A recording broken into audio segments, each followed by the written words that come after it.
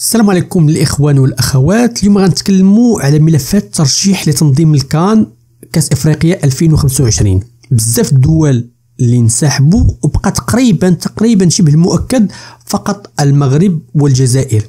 غنناقشوا في هذا الفيديو فقط ملفات دفتر التحملات. معنا بطبيعه الحال واحد الصحفي استسقائي، نطق صحيحه، استسقائي يعني كيبحث في الملفات وكيبحث في المعطيات، وهو الصحفي الجزائري عبد السمار. هو اللي غادي في هذا الفيديو غادي يقول لنا شنو الفرق ما بين الملفات. صراحه انا ملي شفتو النتيجه كانت صادمه بالنسبه لي، ما توقعتش انه يكون هذه النتيجه في الاخير. نتبعوا الفيديو حتى الاخير، ولكن اول مره بطبيعه الحال كتجي القناه لايك واشتراك، وشكرا للناس اللي كيديروا لايك قبل ما يصل الفيديو. ونتلاقاو في الاخير نفسروا علاش هذه النتيجه اللي توصل لها هو واللي غينقلها لينا. Dans les semaines à venir, nous allons assister à une joute, à une compétition algéro-marocaine très intense, à une nouvelle guerre d'influence qui opposera l'Algérie et le Maroc, puisque le coup d'envoi pour l'organisation de la CAN 2025 a été officiellement lancé par la Confédération africaine de football. Excusez-moi. Et le Maroc et l'Algérie sont les deux adversaires qui devront se disputer l'organisation de cette CAN. Plusieurs sources donc médiatiques proches de la CAF ont affirmé que les dossiers les plus sérieux, ce sera le dossier de l'Algérie et le dossier du Maroc. Les autres dossiers ne sont pas très sérieux, comme la Zambie. Le dossier de l'Afrique du Sud, finalement, n'est même pas candidate de manière officielle, n'est pas très convaincue. Elle voudrait se concentrer pour organiser la Coupe du Monde féminine de 2027. Le Sénégal, qui avait envisagé de se porter candidat, finalement il s'est retiré, il n'a pas voulu déposer ce dossier, ça l'intéresse pas, il a d'autres priorités pour le moment. Il y a le Nigeria et le Bénin qui sont en train, qui ont été candidats, qui ont déposé un dossier commun, une candidature commune, mais la situation sécuritaire au nord du Nigeria et au nord du Bénin, elle est désavantageuse et elle n'est pas convenable et elle risque pas donc de convaincre la CAF d'organiser la Coupe d'Afrique des Nations 2025 là-bas. Je rappelle cette fois-ci les Coupes d'Afrique depuis pratiquement 2019, l'édition égyptienne de la Coupe d'Afrique c'est à 24 équipes, donc ça nécessite beaucoup plus de moyens. On va parler des conditions et d'éligibilité et des conditions qu'il faut satisfaire pour remporter l'honneur d'organiser cette Coupe d'Afrique des Nations qui est devenue parmi les meilleures compétitions sportives au monde, les plus suivies, les plus médiatisées. Le continent africain est en pleine croissance et le football africain, il est en plein développement. Donc il reste quoi?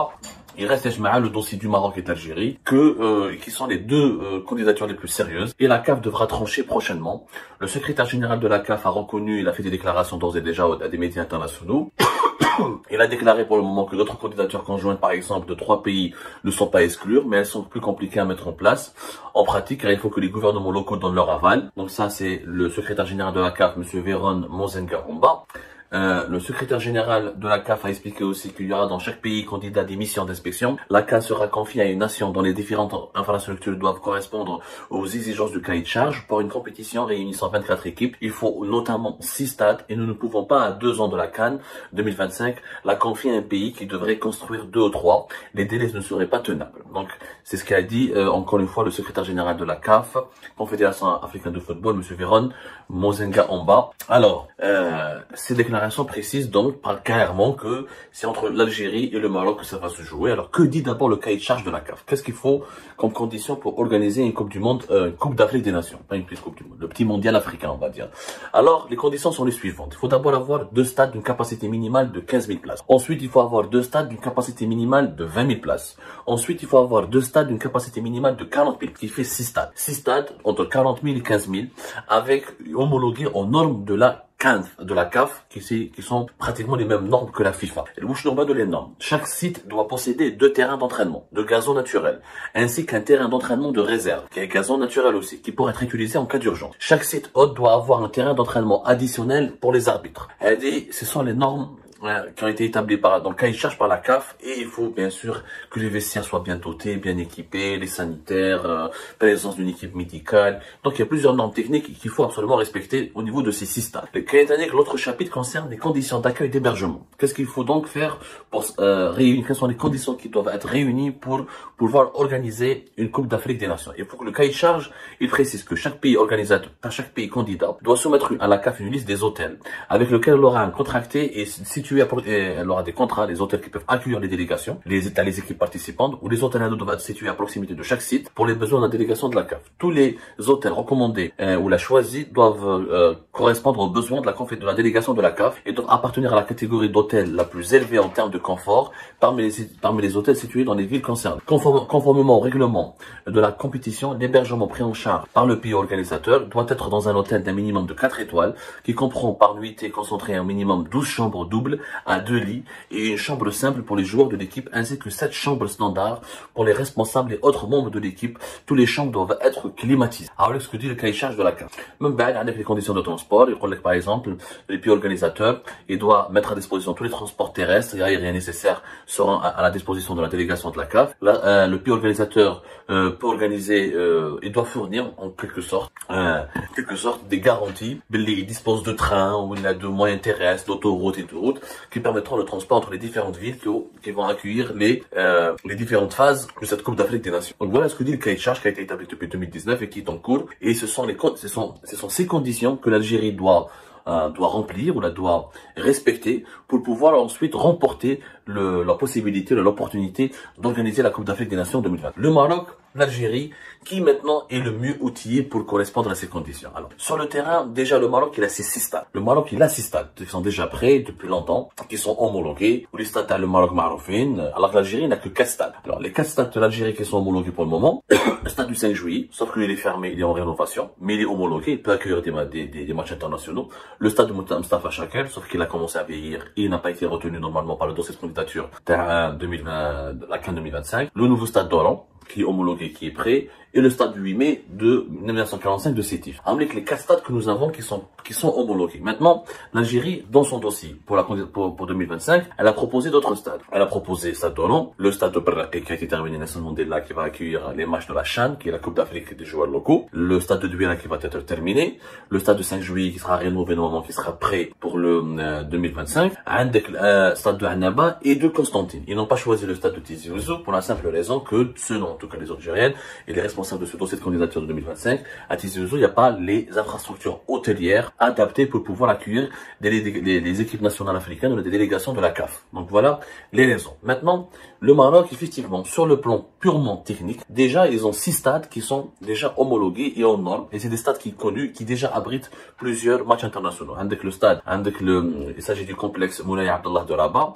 le complexe Mohamed V de Casablanca, le stade municipal de Berkane, le grand stade de Marrakech, le stade Adrar d'Agadir et le stade de Batouta de Tanger. Avec les terrains et bien sûr que le Maroc a d'autres complexes sportifs et le Maroc est un pays touristique beaucoup plus ouvert que l'Algérie, dispose d'infrastructures touristiques nettement plus développées. Rien qu'à Marrakech ou la Agadir, c'est des villes touristiques internationales, c'est des destinations internationales.